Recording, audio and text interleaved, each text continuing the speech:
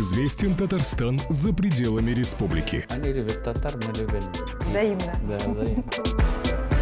С какими странами и регионами сложились самые теплые и продуктивные отношения? Мнение о Татарстане известных экспертов и международников. Республика Татарстан, наверное, один из наиболее активных субъектов федерации в том, что касается участия в международных, внешнеэкономических связях. Об открытости республики через призму конкретных результатов и проектов. И почему всегда побеждает дружба. Об этом и многом другом в авторской программе Дины Газалиевой на телеканале ТНВ «Татарстан Тудэй. Открытый миру».